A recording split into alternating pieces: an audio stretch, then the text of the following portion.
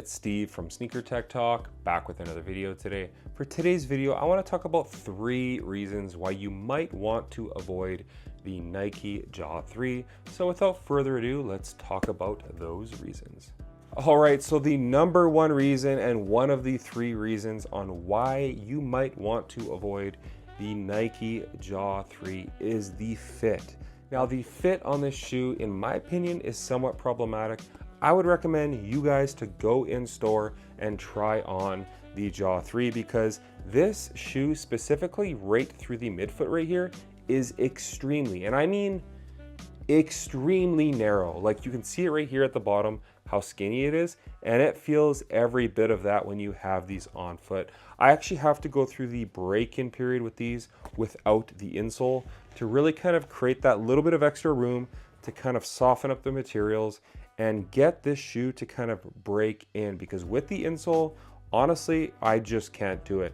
I did go half a size up to the max volume pink pair, and once they broke in, they were just too long.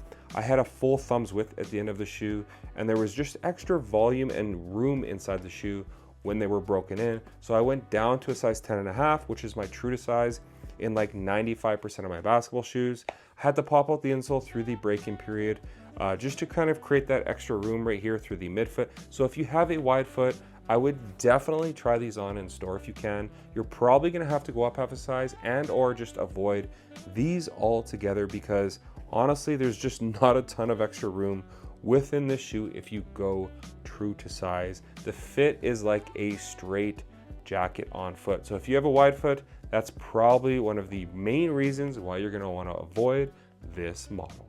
Now, the next reason on why you might want to avoid this model. Now, keep in mind, I think these retail for $130 or $135 USD, $160 and $170 here in Canada.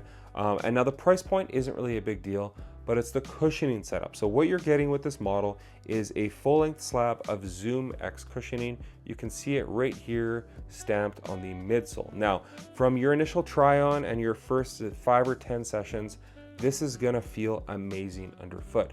But there is one issue with this Zoom X foam compound, is the fact that it is a recycled Zoom X. Now with a recycled Zoom X, it's not quite as bouncy and the longevity is just not there. This is not the same foam compound that you're getting within Nike's like $350 runners. It's a little bit different. It's a little more airy and spongy and it does break down quicker. So keep that in mind with this cushioning setup. You know, after 20, 30, 40 hours of use, it's gonna continually become more dead underfoot. But while it lasts and your initial break-in period and first 15, 20, 30 hours in these feel fantastic. The bounce is nice. The impact protection is great at the back. Decent court feel up front. But my main issue is the fact that they decided to go with a recycled foam compound of Zoom X because over time it's going to break down rather quickly compared to their standard Zoom X, which a lot of runners get over 300 miles of use with their running shoes, and it still has that really nice bouncy feeling. You're not going to get that in these. They somewhat cheaped out on the Zoom X, but while it lasts, I don't want to understate that. While it does last, it feels amazing. You know, I'm 20, 25 hours into this pair right now, and they still feel fantastic. And keep in mind, if you're a lighter player, it's gonna feel a lot better longer versus a heavier player. You know, I'm 220 pounds.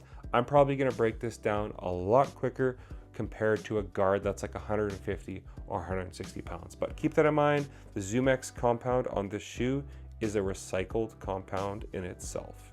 And the last reason you might want to avoid this shoe altogether is the traction setup. Now on most pairs so far, you do have a translucent rubber compound. Now on clean floors, you're not gonna have any issues. You probably won't even have to wipe. The traction is insanely, and I mean insanely loud on foot. These come to a screeching stop on clean floors. Now the problem lies on dirty floors. With this translucent outsole, it collects an absurd amount of dust to the point where it's clogging the grooves. You're having to wipe every 4 or 5 plays. It doesn't really hamper the stopping power so much. You will slide to a stop ever so slightly, and that is rather annoying because when you're playing on a clean floor or when these are freshly wiped or clean, This is near a 10 out of 10 traction pattern when clean or on a clean floor.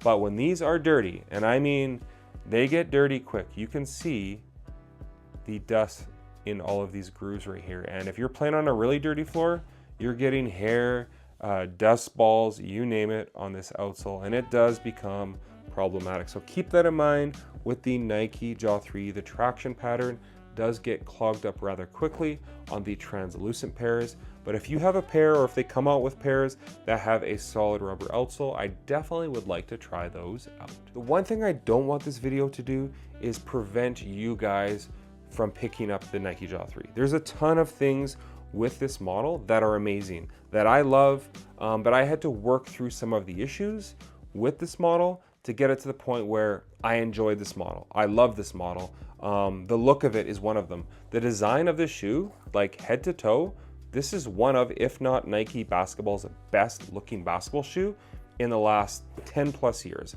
I love the look of the shoe. The cushioning system, while it lasts, is superb. The traction on clean floors, again, great. I love the TPU overlays on the shoe. This one right here is glow in the dark on the outsole and on the upper. I think that's fantastic. So there is a ton to love about the shoe, including the price point, but there are some things, specifically the fit of the shoe was a bit problematic. But the fact that I did go with the 10.5, these did break in, they just became better with each wear. But that's gonna do it for today's video on 3 reasons on why you might want to avoid the Nike Jaw 3. If you've played in the Jaw 3, sound off in the comments and let me know what you think of them. But as always, if you guys could like, comment, and subscribe, that would definitely help the channel a ton. And check out my Instagram over at SnkrTechTalk, as it is an extension of my YouTube channel with all my pickups, basketball footage, and nostalgia as a whole. As always, thanks for watching today's video, and until next time, peace.